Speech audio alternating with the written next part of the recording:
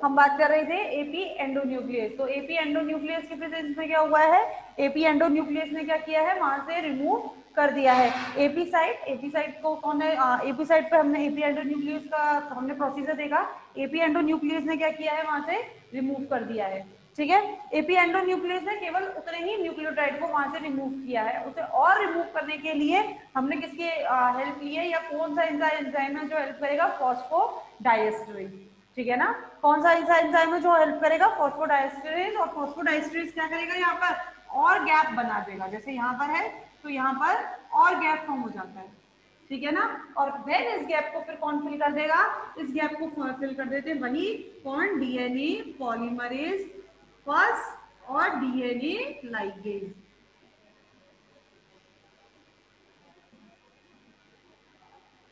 आगे बात समझ में आपको सबको? बच्चों अब मैं आपसे बार बार एक ही चीज कहती हूँ कि अगर आप लोगों को कोई भी डाउट आता है तो आप तुरंत की तुरंत यहीं की यहीं मुझसे अभी पूछ लीजिए। ठीक है ना, ये पूरी अरेंजमेंट्स की गई है कि अगर आप लोगों को कोई भी डाउट होता है तो आप तुरंत की तुरंत मैसेज करें, वो मुझे तुरंत मिल जाएगा। ठीक है, तो इसलिए आप तुरंत की तुरंत मुझसे डाउट्स पूछते जाइए। तो बेस एक्साइशन रिपेयर और न्यूक्लियोटाइड एक्साइशन रिपेयर दोनों आपको समझ में आए? न्यूक्लियोटाइड एक्साइशन रिपेयर, बेस एक्साइशन रिपेयर में दोनों में क्या अंतर है बच्चों? न्यूक्लियोटाइड एक्साइशन रिपेयर में तो न्यूक्लियोटाइड रिमूव होता है, जबकि बेस एक्साइशन रिपेयर में सबसे पहले बेस रिमूव होता है। न्यूक्लियोटाइड एक्साइशन रिपेयर में सबसे पहले क्या टूटेगा, फॉस्फोडाइस्टर बॉन्ड, जो वहां से न्यूक्लियोटाइड को रिमूव करेगा। लेकिन बेस एक्साइशन रिपेयर में सबसे पहले क्या ब्रेक होता है आपका, ग्लाइकोसिडिक बॉन्ड। और ग्लाइकोसिडिक बॉन्ड रिमूव होने से वहां पे क्या फॉर्म होता है, एपी साइट, यानी कि ए प्यूरिनिक या ए प्रिमिडिनिक साइट। ठीक है, देन उसके बाद वहां पर कौन आता है, एपी एंडोन्यूक्लियस, जो एपी साइट से मौजूद न्यूक्लियोटाइड को क्या करेगा, रिमूव करेगा। देन उसके बाद वहां पर क्या आता है, फॉस्फोडाइएस्टरेज। क्यों? क्योंकि एपी एंडोन्यूक्लियस के द्वारा रिमूव किया गया न्यूक्लियोटाइड क्या होता है, स्पेसिफिक होता है, वो गैप इतना छोटा होता है कि उसको फिल नहीं किया जा सकता।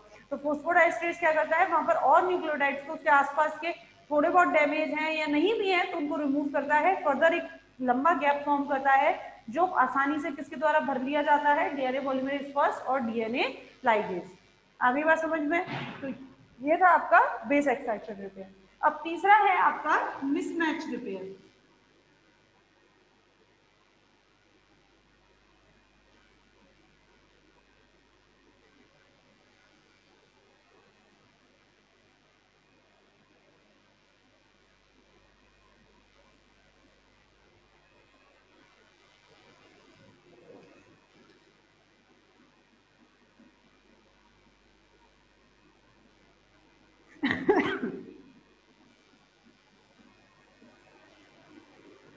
ठीक है, तीसरा क्या है आपका, मिसमैच रिपेयर। मिसमैच रिपेयर सबसे अगर पहले मैं बात करूं तो मिसमैच क्या मतलब है, मिसमैच से क्या मतलब है, मिसमैच से मतलब है सबसे पहली बात तो ये आपको केवल डॉटर स्ट्रैंड में देखने को मिलता है। किसमें देखने को मिलेगा आपको, डॉटर स्ट्रैंड में। क्यों? क्योंकि भाई देखो क्या है, फॉर एग्जाम्पल ये आपका पेरेंटल स्ट्रैंड है। ठीक है, क्या है ये आपका पेरेंटल स्ट्रैंड है। ये पेरेंटल स्ट्रैंड रेप्लिकेट करेगा तो क्या बनाएगा, आपका डॉटर स्ट्रैंड फॉर्म करेगा, ये इसका है, इसका डॉटर स्ट्रैंड है। अब इसमें तो सारे न्यूक्लियोटाइड सेम है ही भाई, ये जब रेप्लिकेशन करेगा डॉटर बनाएगा तभी तो मिसमैच करेगा। जैसे मान लो A T G C, A T G सी और ए टी जी और सी, ये इसमें फॉर्म है। अब ये क्या करेगा, जब ये रेप्लिकेट करेगा तो उस टाइम पर ये क्या करेगा, मिसमैच करेगा। तो मान लो फॉर एग्जांपल कि शुरू का ही मैंने ले लिया, शुरू का ही ले लिया, ये एडेनिन है, एडेनिन को पेयर होना है थाइमिन से, लेकिन इसने पेयर कर लिया किससे, साइटोसिन से। ठीक है, तो मैं ये कह रही हूँ कि मिसमैच रिपेयर में सबसे पहले किसको पता चलता है, सबसे पहले किसमें होता है, ये डॉटर स्ट्रैंड में होता है। डॉटर स्ट्रैंड में ही ये मिसमैच रिपेयर देखने को मिलता है। और इसको कैसे पहचाना जाता है, अगर मैं प्रोकैरियोट्स की बात कर रही हूँ बच्चों, अगर हम प्रोकैरियोट्स की बात कर रहे हैं तो प्रोकैरियोट्स में ये ऐसे पहचाना जाता है कि इसको ऐसे सही किया जाता है कि पेरेंट स्ट्रैंड और डॉटर स्ट्रैंड के बीच में बच्चों ये अंतर होता है कि जो पेरेंट स्ट्रैंड होता है ना वो फुली मिथाइलेटेड होता है इन प्रोकैरियोट्स। प्रोकैरियोट्स में जो पेरेंट स्ट्रैंड होता है वो पेरेंट स्ट्रैंड फुली मिथाइलेटेड होता है, जबकि जो डॉटर स्ट्रैंड है जो न्यूली फॉर्म्ड है, अभी अभी रेप्लिकेट हुआ है, उस स्ट्रैंड में मिथाइलेशन होने में या मिथाइल ग्रुप के ऐड होने में क्या होता है, थोड़ा सा टाइम होता है। और उसी टाइम में जो डॉटर स्ट्रैंड होता है वो डॉटर स्ट्रैंड या तो हेवी मिथाइलेटेड होता है, यानी कि कम मिथाइलेटेड होगा, या नहीं होगा, यानी कि मिथाइल ग्रुप होंगे तो बहुत कम होंगे या फिर नहीं होंगे। ठीक है, तो ऐसे केस में क्या होता है, ऐसे केस में डॉटर स्ट्रैंड को आसानी से उसके अंदर मौजूद किसी भी मिसमैच को आसानी से पहचान लिया जाता है। आगे बात समझ में आपको? ठीक है, तो इस केस में क्या होता है, हम प्रोकैरियोट्स में इस रिपेयर को, मिसमैच रिपेयर को बहुत आसानी से कर सकते हैं, या बहुत आसानी से मैं ये कहूँ कि पहचान सकते हैं। ठीक है, ये होता है आपका मिसमैच रिपेयर। अच्छा, मिसमैच रिपेयर होता कैसे है, मिसमैच रिपेयर को मतलब कैसे सही किया जाता है, तो इसके कई सारे हैं तरीके। मैं आपको बता देती हूँ एक तरीका जो अपन को पढ़ना है। बेसिकली होता क्या है, मिसमैच रिपेयर को पहचानने के लिए 3 जीन्स मौजूद होते हैं, 3 एंजाइम्स मौजूद होते हैं, म्यूट एच, म्यूट एल और म्यूट एस। ये 3 एंजाइम मौजूद होते हैं बेसिकली मिसमैच रिपेयर को पहचानने के लिए। कौन कौन से? म्यूट एच, म्यूट एल और म्यूट एस। बेसिकली होता क्या है, म्यूट एल का क्या काम है ये अभी तक स्पेसिफाइड नहीं है कि म्यूट एल क्या काम करता है। अगर इसमें देखा जाए तो इसमें रिपेयर का काम कौन करता है, mute H and mute S. ठीक है, ये 2 ऐसे एंजाइम्स हैं, ये 2 ऐसे एंजाइम्स हैं जो पहचानने का काम करते हैं, किसको? म्यूट एच और म्यूट एस। अब म्यूट एच और म्यूट एस क्या काम करते हैं बच्चों? बेसिकली जो ये काम होता है इनका इनका काम होता है उसको रिमूव करना। ठीक है, तो ये क्या करते हैं, जहां पर भी आपका डीएनए डैमेज हो रखा है या जहां पर भी मिसमैच हो रखा है उस एरिया को रिमूव करते हैं। कौन? म्यूटेज और म्यूटेज with the help of the enzyme DNA helicase, with the help of the enzyme. किसकी, कौन से ऐसे एंजाइम्स हैं जिनकी हेल्प लेते हैं? डीएनए हेलिकेस और एक्सोन्यूक्लियस। आ रही बात समझ में? कौन कौन से ऐसे एंजाइम है जिनकी हेल्प लेते हैं? डीएनए हेलिकेस और एक्सोन्यूक्लियस। इन दोनों एंजाइम्स की हेल्प से ये क्या करते हैं, म्यूटेज और म्यूटेज जहां पर मिसमैच हुआ है वहां पर पहचानने का काम करते हैं, और डीएनए हेलिकेस और एक्सोन्यूक्लियस की मदद से ये क्या करते हैं, वहां से उस डीएनए स्ट्रैंड को रिमूव करते हैं, और रिमूव करने के बाद वहां पर डीएनए पॉलीमरेज द्वारा नए न्यूक्लियोटाइड फिल कर दिया जाता है। आगे बात समझ में सबको? किसी को कोई डाउट है भाई? कोई डाउट है तो बताइए तुरंत। मिसमैच में कोई आपको दिक्कत आ रही हो या किसी में भी? समझ में आ रहा है सबको? ठीक है, क्या है मिसमैच? आपको सबसे पहली बात किस में देखने को मिलता है, ये डॉटर स्ट्रैंड में देखने को मिलता है। दूसरी चीज आप इसे कैसे पहचानते हैं? मिथाइलेशन से। क्यों? पेरेंटल स्ट्रैंड पूरी तरह से मिथाइलेटेड होता है, जबकि डॉटर स्ट्रैंड को मिथाइल होने में थोड़ा सा वक्त लगता है, उसको मिथाइलेटेड होने में थोड़ा सा वक्त लगता है। और ऐसी कंडीशन में क्या होता है, ऐसी कंडीशन में उसको जब मिथाइलेटेड होने में टाइम लगता है, उसी कंडीशन में उसको पहचान लिया जाता है और वहां से उसको रिमूव कर दिया जाता है। किसके द्वारा? 2 एंजाइम्स, वैसे तो 3 है, mute H, L and S, लेकिन एल का काम क्या है वो अभी तक क्लियर नहीं है। ऐसा माना जाता है म्यूट एच और म्यूट एस ही क्या करते हैं, उनको पहचानने का काम करते हैं, और वहां पर उसको रिमूव, जो मिसमैच है उसको रिमूव करने का काम करते हैं with the help of enzyme DNA helicase and exonuclease. इन दोनों की मदद से वहां पर उसको रिमूव करने का काम करते हैं, and then DNA polymerase first और लाइगेज के द्वारा उसको फिल कर दिया जाता है। ओके, तो ये है आपका मिसमैच रिपेयर। चलिए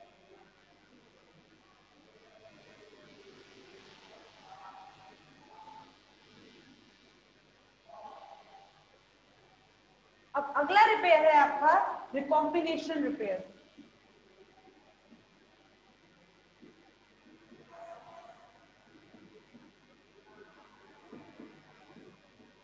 अगला रिपेयर क्या है आपका? Recombination repair. रिकॉम्बिनेशन रिपेयर क्या होता है? रिकॉम्बिनेशन रिपेयर में बच्चों ये होता है बेसिकली, रिकॉम्बिनेशन वर्ड क्या है? रिकॉम्बिनेशन आप सबने पढ़ा है। रिकॉम्बिनेशन क्या होता है? 2 होमोलोगस क्रोमोसोम्स होते हैं 2 होमोलोगस क्रोमोसोम, और इन 2 होमोलोगस क्रोमोसोम की नॉन सिस्टर क्रोमैटिड्स के बीच में होता है क्रॉसिंग ओवर, यानी यहाँ की जीन यहाँ, यहाँ की जीन यहाँ, ऐसे ही होता है। यही होता है क्या आपका रिकॉम्बिनेशन। तो ऐसा ही कुछ हमें यहाँ देखने को मिलता है। बेसिकली होता क्या है बच्चों, डीएनए के दो स्ट्रैंड्स हैं, डीएनए के दो स्ट्रैंड्स हैं, दोनों ही क्या है पेरेंटल स्ट्रैंड है, दोनों ही पेरेंटल स्ट्रैंड है। ठीक है, ध्यान से समझिएगा। अब बेसिकली क्या हुआ है, डीएनए का जो एक स्ट्रैंड है, डीएनए का जो एक स्ट्रैंड है, इसमें कोई भी डैमेज मौजूद है, मान लो ये रहा, ये मैंने ये मार्क कर दिया, ठीक है ना। ये जो पोर्शन आप देख रहे हैं, ये पोर्शन क्या है इसका, डीएनए डैमेज का पोर्शन है। ठीक है, अब क्या होगा, इसमें रेप्लिकेशन होगा। ये क्या है, नॉर्मल स्ट्रैंड है, नॉर्मल स्ट्रैंड है तो इससे बनने वाला डॉटर स्ट्रैंड भी कैसा होगा, नॉर्मल होगा कि नहीं होगा, A1 मैंने नाम दे दिया इसको, ठीक है ना। ये क्या है, पेरेंट स्ट्रैंड है, पेरेंट स्ट्रैंड का ये क्या है, डॉटर स्ट्रैंड है। ये पेरेंट स्ट्रैंड नॉर्मल है तो उससे बनने वाला डॉटर स्ट्रैंड भी कैसा है, नॉर्मल है। अब बेसिकली हुआ क्या है कि ये वाला जो पेरेंट स्ट्रैंड है, इसमें क्या है, यहाँ पर डैमेज मौजूद है। तो ड्यूरिंग रेप्लिकेशन जब ये पेरेंट स्ट्रैंड रेप्लिकेट होता है, तो उस कंडीशन में क्या होता है बच्चों, उस कंडीशन में यहाँ पर एक गैप रह जाता है, जहां पर डीएनए डैमेज हो रखा है वहां पर क्या रह जाता है, गैप रह जाता है। और गैप रहने की वजह, क्योंकि डीएनए पॉलीमरेज उस एरिया को क्या नहीं करता, उस एरिया को रीड नहीं करता, और रीड नहीं करता है तो वहां पर क्या रह जाता है बच्चों, वहां पर एक गैप फॉर्म हो जाता है। ठीक है, वहां पर क्या हो गया है, एक गैप फॉर्म हो गया है उसके अपोजिटली। अब उसको कैसे ठीक करेंगे भाई, वहां पर वो तो बना नहीं सकता, उसमें क्या हो गया, गैप फॉर्म हो गया है, तो इसको कैसे ठीक किया जाता है, बेसिकली अब इसमें होता है रिकॉम्बिनेशन। कैसे, जैसे अपन ने रिकॉम्बिनेशन पढ़ा है, तो ये जो स्ट्रैंड है, ये जो स्ट्रैंड है, जो ये जो डॉटर स्ट्रैंड बना है, ये डॉटर स्ट्रैंड कैसा है, नॉर्मल है। तो बेसिकली इसका होमोलोगस, इसका होमोलोगस, भाई इसका होमोलोगस कौन है, ये किसके जैसा है, ये अपोजिट है, ठीक है। ये इसके अंदर जो सीक्वेंस है उसकी अपोजिट सीक्वेंस यहाँ पर है, इसकी अपोजिट सीक्वेंस यहाँ पर है, यानी कि ये वाला और ये वाला सेम है कि नहीं है, और ये वाला और ये वाला सेम है कि नहीं, बोलो मुझे, भाई होगा ना। इस वाले का कॉम्प्लीमेंट्री कौन है, ये था, हानि था। अब इसने अपना नया डॉटर फ्रेंड बनाया है ये वाला, तो इसका मतलब ये वाला और ये वाला सेम है, दोनों की सीक्वेंसेस सेम है, सेम। ये वाला स्ट्रैंड क्या था, इसके कॉम्प्लीमेंट्री था, तो इसने अपना कॉम्प्लीमेंट्री एक नया डॉटर स्ट्रैंड बनाया है। तो ये डॉटर स्ट्रैंड और ये वाला पेरेंट स्ट्रैंड, ये दोनों सेम होंगे। तो बेसिकली क्या होगा, इसका जो होमोलोगस होगा वो इस स्ट्रैंड से ले लिया जाएगा, इसका होमोलोगस यहाँ से क्या चला जाएगा, यहाँ से रिमूव होगा और कहाँ पहुंच जाएगा, इस वाले डॉटर स्ट्रैंड में पहुंच जाएगा। ये देखो क्यों होगा ऐसे, मेरी बात ध्यान से सुनना, वो इसलिए हो रहा है बच्चों, क्यों, क्योंकि ये तो क्या है, नॉर्मल है, ये नॉर्मल है, यानी कि ये जो पेरेंट स्ट्रैंड में यहाँ जो गैप फॉर्म हुआ है, ये डॉटर स्ट्रैंड इसे बस बड़ी आसानी से बना लेगा। क्यों, क्योंकि ये क्या है, ये नॉर्मल है, लेकिन ये नॉर्मल नहीं है, तो ये इसको रिमूव, ये इसको नहीं बना पाएगा, तो इसीलिए इसने इसको कहाँ से ले लिया, इसने इसको अपने दूसरे स्ट्रैंड से ले लिया। आगे बात समझे, इसीलिए इसको कैसे क्या कहा जाता है, रिकॉम्बिनेशन रिपेयर।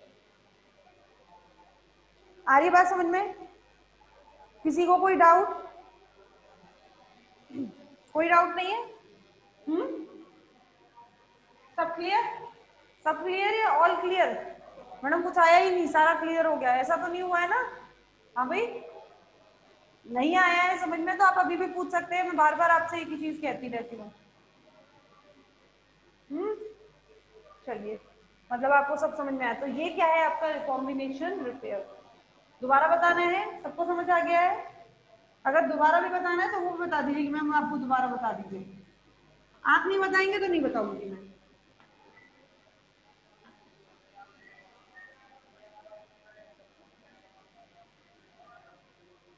ठीक है, तो ये हो गया आपका रिकॉम्बिनेशन रिपेयर।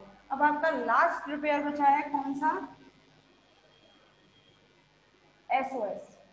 एसओएस क्या होता है, सेव आर टू, सबसे इजी है, सबसे ज्यादा होने वाला है।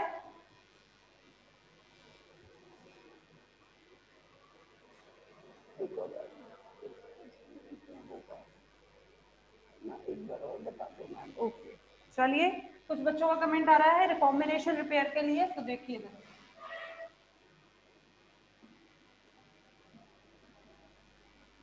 दोबारा से देखते हैं। ठीक है, देखो मैंने आपको क्या बताया, ध्यान से सुनना। दो पेरेंट स्ट्रैंड है, ठीक है ना। पेरेंट स्ट्रैंड में एक स्ट्रैंड में क्या हो गया है, डैमेज हो गया ये रहा। ठीक, स्ट्रैंड में इसमें डैमेज हुआ है। अब क्या होगा, दोनों क्या करेंगे, रेप्लिकेट करेंगे। ये वाला नॉर्मल है तो ये नॉर्मल डॉटर बनाएगा, ठीक है। और ये वाला भी रेप्लिकेट करेगा, डॉटर बनाएगा। लेकिन इसका जो डीएनए पॉलीमराइज होता है वो क्या कर देता है, वो उस एरिया को रीड नहीं करता जिस एरिया में डैमेज मौजूद है। आ रही बात समझ में, जिस एरिया में डैमेज मौजूद है उस एरिया को वो रीड नहीं करता, जिसकी वजह से यहाँ पर क्या फॉर्म हो जाता है, यहाँ पर एक गैप फॉर्म हो जाता है।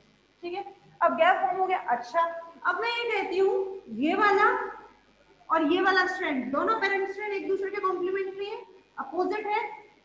तो इसका मतलब ये वाला जो बनेगा वो इसका, ये वाला डॉटर स्ट्रैंड इसका कॉम्प्लीमेंट्री होगा, यानी कि ये वाला और ये वाला स्ट्रैंड आपस में क्या है, सिमिलर है या नहीं है। और ये वाला स्ट्रैंड और ये वाला स्ट्रैंड ये क्या है, आपस में सिमिलर है। ठीक है, आ रही बात समझ में आप लोगों को, इतना समझ में आया।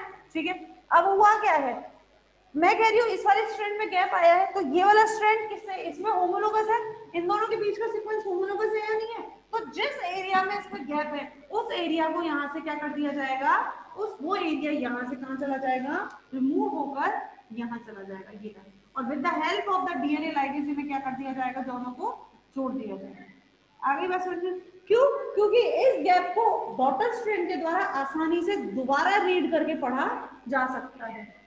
आगे बात समझ में, तो ये चीज इसमें हो सकती है। अच्छा, एक अभी मेरे पास आया है कमेंट, वो बच्चे पूछ रहे मैडम इसका क्या होगा, पेरेंट स्ट्रैंड का। तो पेरेंट स्ट्रैंड का वही होगा जो इस पेरेंट स्ट्रैंड का हुआ, यानी कि ये डॉटर स्ट्रैंड यहाँ से इस डैमेज को रिमूव कर दिया जाएगा और इस डैमेज को रिमूव करके इस डॉटर स्ट्रैंड के द्वारा इसको फिल कर दिया जाएगा, यानी कि दोनों स्ट्रैंड्स को नॉर्मल कर लिया जाएगा। आ गई बात समझ में। अब बताइए, किसी को कोई डाउट है तो बताइए, अब जल्दी बताइए। अब आपकी बार कोई डाउट है, अब नहीं आया हो समझ में, मैं आपसे फिर कह रही हूँ कोई दिक्कत नहीं है, जब हमारी क्लास चल रही है हम इसको एक दो बार भी पढ़ सकते हैं, ठीक है ना। लेकिन ऐसा नहीं होगा 3 क्लास होने के बाद आप कहेंगे मैडम वो फलाना वाला रिपेयर पढ़ा दो, वो थोड़ा मुश्किल हो जाता है, क्यों, बीच से फ्लो टूटता है। अभी तो हम पढ़ रहे हैं तो कोई बात नहीं, हम इसको पढ़ सकते हैं। बताइए भाई, सबको समझ आ गया, हाँ या ना में जवाब दो फटाफट। रिकॉम्बिनेशन रिपेयर, दोनों स्ट्रैंड सही हो गए, ये वाला स्ट्रैंड और वो वाला स्ट्रैंड दोनों सही सेम हो गए, हो गए। चलिए, जब तक आप लोग कमेंट्स करिए अगर आया है या नहीं आया, जो भी है हम एसओएस की बात कर लेंगे।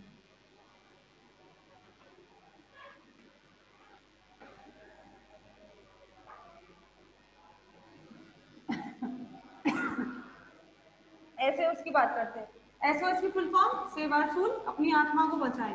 अगर इसकी फुल फॉर्म देखें आप, सेव आवर सोल यानी कि अपनी आत्मा को बचाएं। ठीक है, अब होगा क्या, ये जो होता है सबसे कॉमन होता है और सबसे इजी होता है। बेसिकली इसमें दो एंजाइम होते हैं, कौन कौन से, एक तो होता है रैक ए प्रोटीन, रैक ए प्रोटीन,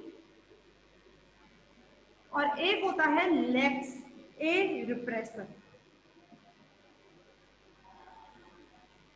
ये दो टाइप के होते हैं इसमें, कौन कौन से, रैक ए प्रोटीन और लेक्स ए रिप्रेसर। ठीक है, ये दोनों काम कैसे करते हैं, बेसिकली जब भी डीएनए में कोई भी डैमेज होता है बच्चों, जब डीएनए में कोई डैमेज होता है तो इसी कंडीशन में इसमें क्या होता है, जो आपका रैक ए प्रोटीन है, जो रैक ए प्रोटीन है ये होता है आपका activate.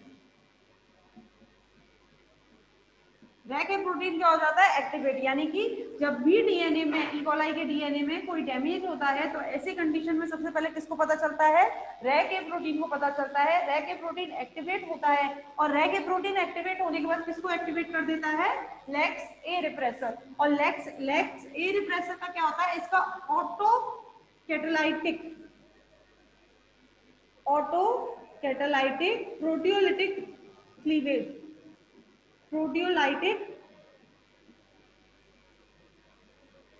Cleavage, auto catalytic proteolytic cleavage इसमें एक्टिवेट होता है और ये उस डीएनए को वहां से क्या कर देते हैं, काट देते हैं और उसकी जगह एक नया या सही डीएनए फिट वहां हो जाता है। बस इसमें इतना सा ही है, आपको केवल और केवल इसमें ये दोनों एंजाइम्स याद रखने हैं। कौन से? रेक्ट ए प्रोटीन और लेक्स ए रिप्रेसर। और ये किसमें होता है सबसे ज्यादा? बैक्टीरियल क्रोमोसोम में। किसमें होगा ये? Bacterial chromosome. इकोलाई में भी देखा गया है ये, और सबसे ज्यादा किसमें स्टडी किया गया है? Bacterial chromosome. आ रही बात समझ में सबको? कोई डाउट किसी को? सिर्फ आपको ये दोनों एंजाइम याद रखने हैं, मैं बार बार कह रही हूँ आपको नहीं इसमें ज्यादा कुछ पढ़ना है, सिर्फ दो एंजाइम याद रखने हैं। कौन से? रेक्ट ए प्रोटीन और लेक्स ए रिप्रेसर। ठीक है, रेक्ट ए प्रोटीन और लेक्स ए रिप्रेसर ये दोनों होते हैं। अगर कोई डैमेज होता है सबसे पहले किसको पता चलता है? रेक्ट ए प्रोटीन एक्टिवेट होता है और रेक्ट ए प्रोटीन एक्टिवेट होने के बाद किसको एक्टिवेट करता है?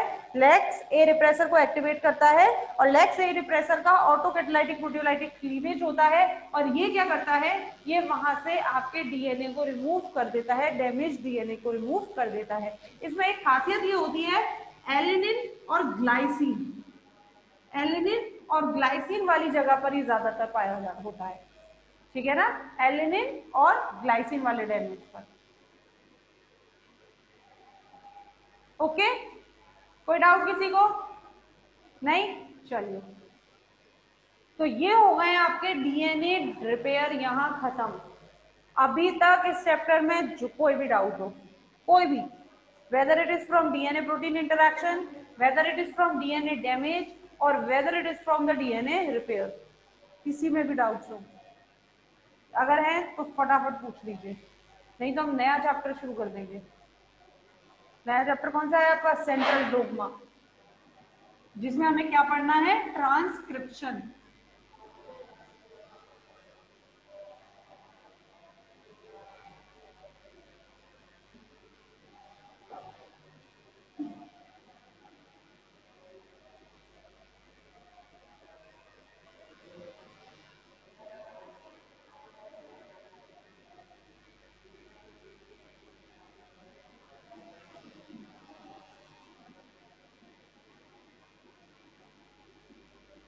सेंट्रल डोग्मा, ठीक है। सेंट्रल डोग्मा किसे कहते हैं? सेंट्रल डोग्मा कहते हैं आपकी इस चेन को, डीएनए से आरएनए का बनना और आरएनए से प्रोटीन का बनना। This is the central dogma, central dogma of life. अगर देखा जाए तो लाइफ का चेन यही है, डीएनए से आरएनए का बनना और आरएनए से प्रोटीन का बनना। This is called the central dogma. लेकिन इसमें कुछ चेंजेस है जो होते हैं। फॉर एग्जाम्पल डीएनए से डीएनए का बनना, दैट इज द रेप्लिकेशन, वो भी इन्वॉल्व है। साथ में कुछ साइंटिस्ट ने इसको और चेंज किया था, सेंट्रल डोग्मा को और मॉडिफाइड किया था, जिसमें दो टाइप। इसको तो पहली बात बच्चों, इसको कहते हैं वन वे फ्लो। इसको कहते हैं वन वे फ्लो, एक ही वेव है, एक वे में फ्लो हो रहा है, इसको कहते हैं वन वे फ्लो। लेकिन कुछ साइंटिस्ट ने इसको और वेरीफाई किया था और मॉडिफाई किया था। दो टाइप के और फ्लो दिए थे उन्होंने। एक था आपका कौन सा फ्लो? रिवर्स फ्लो, ठीक है, और एक था आपका सर्कुलर फ्लो,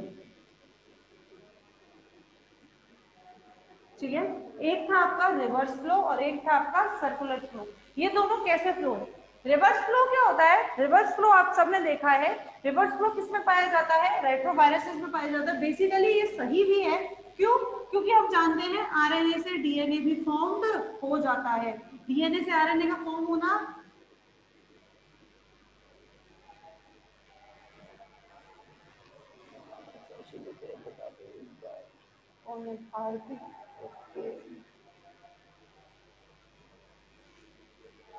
चलिए, एक डाउट आया है एक्साइशन रिपेयर का, ठीक है, बात कर लेते हैं उसके बारे में। कोई बात नहीं, इसके बारे में हम बाद में अगली क्लास में बात कर सकते हैं। एक्साइशन रिपेयर ऐसी बात कर लूं बिना बोर्ड के, चलेगा? ठीक है, आपको बोर्ड से बता चुकी हूँ मैं। एक्साइशन रिपेयर, सबसे पहली बात एक्साइशन नाम क्या है? एक्साइशन नाम है यानी कि काटना। एक्साइशन मतलब जो चीज खराब हो गई है उसे वहां से काट के रिमूव कर देना, सबसे पहली बात तो ये है एक्साइशन। दो टाइप के एक्साइशन रिपेयर आप लोगों के हैं, न्यूक्लियोटाइड एक्साइशन रिपेयर और बेस एक्साइशन रिपेयर। न्यूक्लियोटाइड एक्साइशन रिपेयर यानी कि ऐसा रिपेयर जिसमें हम किसको रिमूव कर रहे हैं? न्यूक्लियोटाइड को, पूरे के पूरे न्यूक्लियोटाइड को हम रिमूव कर रहे हैं। और बेस एक्साइशन रिपेयर क्या होता है? बेस एक्साइशन रिपेयर होता है जिसमें से हम केवल किसको रिमूव कर रहे हैं? हम बेस को रिमूव कर रहे हैं। आ रही बात समझ में? न्यूक्लियोटाइड जिसमें से हम पूरे के पूरे न्यूक्लियोटाइड को रिमूव करते हैं, और न्यूक्लियोटाइड को रिमूव करने के लिए हमें किसका ब्रेक होना जरूरी है? फॉस्फोडाइएस्टर बॉन्ड का। अरे बात समझ में? न्यूक्लियोटाइड के रिमूव होने के लिए किसका ब्रेक होना जरूरी है? फॉस्फोडाइएस्टर बॉन्ड का ब्रेक होना जरूरी है। जबकि बेस एक्साइशन रिपेयर में केवल हम किसको रिमूव कर रहे हैं? बेस को रिमूव कर रहे हैं, जो किससे जुड़ा हुआ है? जो शुगर से जुड़ा हुआ है। किसकी मदद से जुड़ा हुआ है? ग्लाइकोसाइडिक बॉन्ड की मदद से जुड़ा हुआ है। तो उसमें हम सबसे पहले किसको ब्रेक करते हैं? ग्लाइकोसाइडिक बॉन्ड को। न्यूक्लियोटाइड एक्साइशन रिपेयर में एक एंडोन्यूक्लियस है जिसकी मदद से आपके न्यूक्लियोटाइड को रिमूव किया जाता है, और वो एंडोन्यूक्लियस कौन सा है आपका? यूवीआर एबीसी एंडोन्यूक्लियस। यूवीआर एबीसी एंडोन्यूक्लियस की मदद से क्या किया जाता है? डीएनए के उस एरिया पे कट लगाया जाता है, डीएनए को वहां से काटा जाता है जहां पर उसका डीएनए डैमेज हुआ है। ठीक है, जैसे ही यूवीआर एबीसी एंडोन्यूक्लियस वहां से उसे काट देता है, then with the help of the DNA polymerase first and DNA ligase उस गैप को फिल कर दिया जाता है। DNA polymerase फर्स्ट क्या करेगा? वहां पर उस गैप को फॉर्म कर दे, फिल कर देगा, और DNA ligase उसे क्या कर देगा? वहां पर ज्वाइंट कर देगा। आ रही बात समझ में आपको? तो ये है आपका न्यूक्लियोटाइड एक्साइशन रिपेयर। बेस एक्साइशन रिपेयर क्या होता है? बेस में सबसे पहले हमने क्या किया है? बेस को रिमूव किया है। ठीक है, राइबोस शुगर से अटैच आपके बेस को हमने रिमूव किया है, यानी कि डीएनए वैसा का वैसा ही है। क्यों? क्योंकि फॉस्फोडाइएस्टर बॉन्ड ब्रेक नहीं हुआ है, केवल क्या ब्रेक हुआ है आपका? केवल आपका बेस वहां से गया है, तो आपका फॉस्फोडाइएस्टर बॉन्ड ऐसे की ऐसा ही है, लेकिन इस साइड को हम क्या बोल देते हैं? AP side. एपी साइड यानी कि एप्यूरिनिक और एप्रिमिडिनिक साइड। ठीक है ना? एप्यूरिनिक या एप्रिमिडिनिक साइड कुछ भी हो सकता है, कोई भी बेस हो सकता है, weather it is a purine और whether it is a pyrimidine. ठीक, अब वहां से क्या कर दिया है हमने? उसको रिमूव कर दिया है, एपी साइड या फॉर्म हो गई है, लेकिन इससे काम तो चलेगा नहीं। क्यों?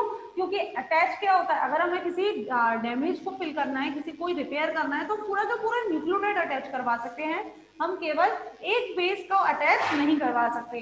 तो ऐसी कंडीशन में क्या होता है? एपी एंडोन्यूक्लियस की मदद से इसको यहाँ से हटा दिया जाता है। एपी एंडोन्यूक्लियस यहाँ पर गैप बना देता है, लेकिन एपी एंडोन्यूक्लियस किसमें बनाता है? केवल एक न्यूक्लियोटाइड में, यानी कि केवल वो न्यूक्लियोटाइड, केवल वो शुगर जहां से हमने बेस को रिमूव किया है, केवल वहीं से फॉस्फोडाइएस्टर बॉन्ड को तोड़ता है। जबकि एक इतने से एरिया में आपका डैमेज को फिल करना पॉसिबल नहीं होता। तो ऐसी कंडीशन में हमें एक और एंजाइम की जरूरत पड़ती है, फॉस्फोडाइएस्टर, जो इस गैप को क्या कर देता है? ड्राइड अप कर देता है, जो चौड़ा देता है। फॉस्फोडाइएस्टर उसके आसपास के भी थोड़े बहुत आपके न्यूक्लियोटाइड्स को रिमूव कर देता है, और वहां पर एक गैप फॉर्म हो जाता है, और इस गैप को किसके द्वारा फिल कर दिया जाता है? डीएनए पॉलीमरेज फर्स्ट और डीएनए लाइगेज। आ रही है बात समझ में? अब आ गया एक्साइशन रिपेयर समझ में? बताइए भाई फटाफट, जिसको भी डाउट था इसमें। सबको आ गया समझ में? कोई डाउट और कोई नहीं है? चलिए, तो हमने समझ लिया आपको कोई डाउट नहीं है, आपको सब समझ में आया है। अब इसके बाद आपका बचा है ये चैप्टर, हम शुरू करेंगे कल से। अब कल से हम आपका नया चैप्टर शुरू करेंगे, that was the central dogma. थोड़ा सा रह गया है बीच का भी आपका, हमने शुरू किया था पर रह गया, कोई बात नहीं, अब कल से इसको दोबारा से लेंगे। Okay, thank you. आप लोगों की क्लास बाकी की हम कर लेंगे नया चैप्टर से। ओके।